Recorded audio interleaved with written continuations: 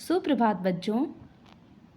आज हम लोग संस्कृत पाठशाला में कक्षा 8 के प्रथमा पाठ मंगलाचरणम का अध्ययन करेंगे। इस पाठ में मंगलाचरणम यानी मंगलाचरण से क्या होता है इसको हम जानेंगे। कुछ बच्चे हैं जो ईश्वर से प्रार्थना कर रहे हैं और किस ईश्वर से प्रार्थना कर रहे हैं, किस कार्य के लिए कर रहे हैं, इस पर हम लोग चर्चा करेंगे और उस मंगलाचरण को ध्यान से पढ़ करके अपने जीवन में उसका अनुसरण करेंगे। प्रथमा पाठ मंगलाचरणम।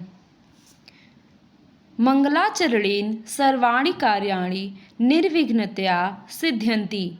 मंगलाचरण से यानी प्रार्थना करने से सर्वाणि कार्याणि, सर्वाणि सभी, कार्याणि कार्य, निर्विघ्नतया निर्विघ्नता से, बिना किसी रुकावट से, सिद्ध्यन्ति सिद्ध होते हैं, पूर्ण होते हैं। यानी मंगलाचरण से प्रार्थना करने से सभी कार्य बिना किसी रुकावट के पूर्ण होते हैं। सामने हम देख रहे हैं स्क्रीन पर कि कुछ बच्चे हैं और भगवान की मूर्ति के समक्ष प्रार्थना कर रहे हैं। बच्चों, इसी के साथ हम लोग पहले श्लोक का अर्थ जानते हैं। ईशावास्यमिदं सर्वं यत् किंच जगत्यां जगत् तेन त्यक्तेन भुजिन्था मा गृथः कस्विद्वनम्। इसका अन्वय क्या होता है? इदं सर्वं यत् किंच जगत्यां जगत् ईशावास्यम तेन त्यक्तेन भुंजिथा मा गृथः कस्विद्धनम्। पहले श्लोक में ईश्वर की सर्वव्यापकता के बारे में बताया गया है। यानी ईश्वर हर प्राणी में विद्यमान है, इसलिए हमें किसी भी प्रकार का लालच नहीं करना चाहिए। अर्थात सभी पदार्थों में ईश्वर विद्यमान है। ईशा यानी ईश्वर। वास्यमिदं सर्वम, वास मतलब निवास करते हैं, सर्वम मतलब सभी जगह। यत् किंच जगत्याम जगत यानी कि क्या था, यह दिखाई देने वाले सब पदार्थों, जो कुछ भी तीनों लोक में विद्यमान है, वे सब ईश्वर में बसने के योग्य हैं। अर्थात उनमें ईश्वर की सत्ता विद्यमान है। तेन त्यक्तेन भुजिथा, तेन त्यक्तेन भुजिन्था मा गृथः कस्विद्धनम्। अर्थात इस भावना में त्याग से ही जीवों के इन पदार्थों को भोगना चाहिए। भुजिथा मतलब भोगना चाहिए। कैसे? भावनामय के साथ, हमें त्याग से साथ जीवों को इन पदार्थों को भोगना चाहिए। माँ गृथः कस्विद्धनम् अर्थात इन वस्तुओं में लालच मत करो। माँ मतलब नहीं, गृथः मतलब लालच, कस्विद्वनम या अर्थात हमें किसी भी प्रकार का लालच नहीं करना चाहिए। क्यों? क्योंकि अगर हम ये विचार करके देखते हैं कि इसका किसका धन है, अगर हम अपने आप से ही प्रश्न पूछते हैं कि यह धन किसका है, तो उत्तर क्या प्राप्त होता है कि यह ईश्वर का है। यानी इन सब पदार्थ में ईश्वर का ही वास है। तो बच्चों, इन सभी चीज़ को देखते हुए, इस चीज़ को ध्यान में रखते हुए कि सभी पदार्थों में, हर प्राणी के अंदर ईश्वर विद्यमान है, और इस चीज़ को सोचते हुए हमें कभी भी लालच नहीं करना चाहिए।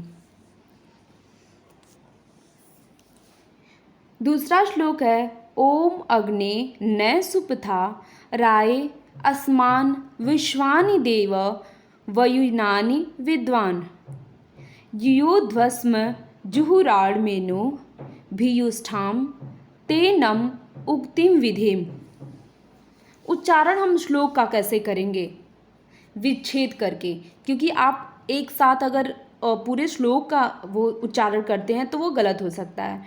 तो ध्यान से देखेंगे, नीचे वाला जो है युयोध्यास्म, बस कह देना आपको युयोध्यास्म जुहुराड़मेनो। आप देख रहे हैं कि यहाँ पर हमने विच्छेद करके जब पढ़ा है तो हमें कठिनाई नहीं हो रही है।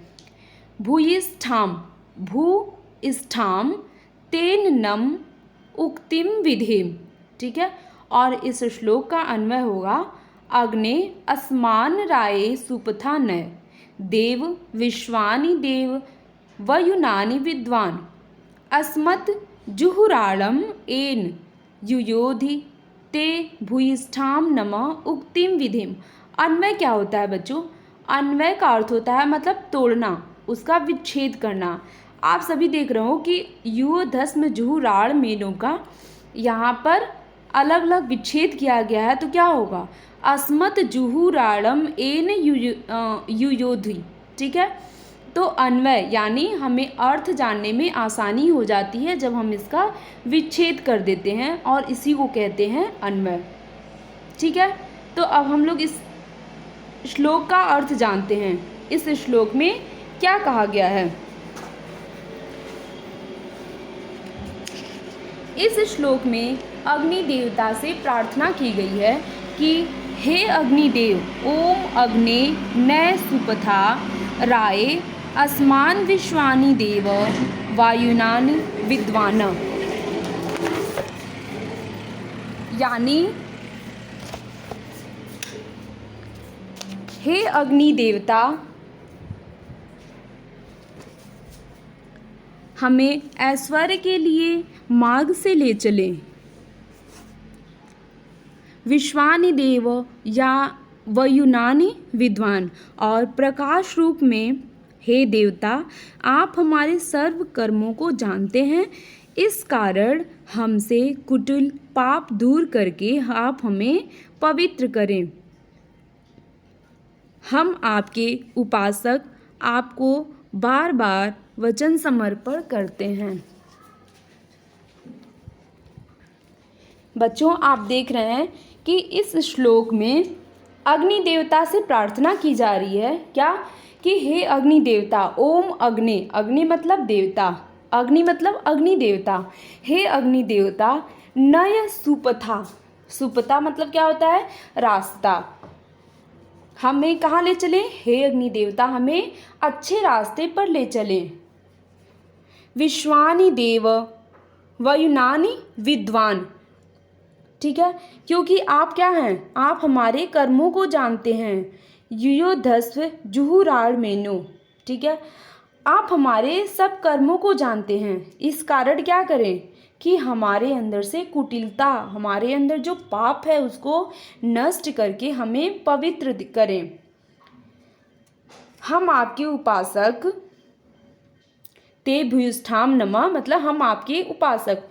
उक्तिम विधेयम, उक्तिम मतलब कहते हैं, विधेयम मतलब बार बार हम आपको नमस्कार करते हैं और अपने वचन को समर्पण करते हुए आपसे बार बार प्रार्थना करते हैं। तीसरा श्लोक है ओम भद्रम कर्णेभिः श्रुणुयाम देवा भद्रम पश्येमाक्ष भिर्यजत्राः स्त्रीरैंग गैस्तु वास्त नुर्भिवेशमहि देवहितम यदायुः। ठीक है, इस श्लोक को आप तोड़ तोड़ कर पढ़ेंगे, विच्छेद करके, जैसे अन्वय दिया है। तो अन्वय को एक बार हम पढ़ते हैं, फिर अर्थ बताते हैं आपको। देवाः कर्णेभिः भद्रं श्रुणुयाम यजत्राः अक्षभिः भद्रं पश्येम स्त्रिरः अंगैः तनुभिः तुष्टुवास देवहितं यत् आयुः व्यश्महि। देवाः कर्णेभिः यानी हे देवता, हे अग्नि देवता, हम देवाः कर्णेभिः मतलब हे देव, कर्णेभिः मतलब कान से, हम सब अपने कानों से क्या करें? भद्रम श्रुणुयामि, भद्रम यानी मंगल चीज़ों को सुने, मंगल शब्द को सुने। हे देवता, हम अपने कानों से भद्रेण श्रुणुयामि यानी भद्र चीज़ों को, शुभ चीज़ों को सुने। यजत्रा अक्षभिः भद्रम पश्येम, भद्रम मतलब और शुभ चीज़ों को, अच्छी चीज़ों को, पश्येम मतलब देखें। हे देवता, हम अपने कानों से अच्छी चीज़ों को सुने, अच्छे शब्द को सुने और अपनी आँखों से अच्छी चीज़ों को देखें।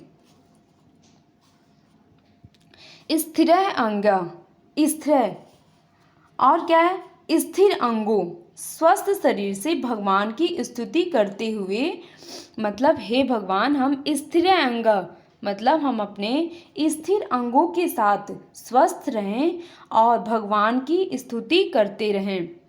देवम हितम यत आयु स्मेहि, स्मेहि मतलब और जो हमें हितकर आयु प्राप्त है, देवम हितम मतलब जो हमें हितकर आयु प्राप्त हो उसका हम सब सुख पाएं, विस्मही मतलब सुख पाएं।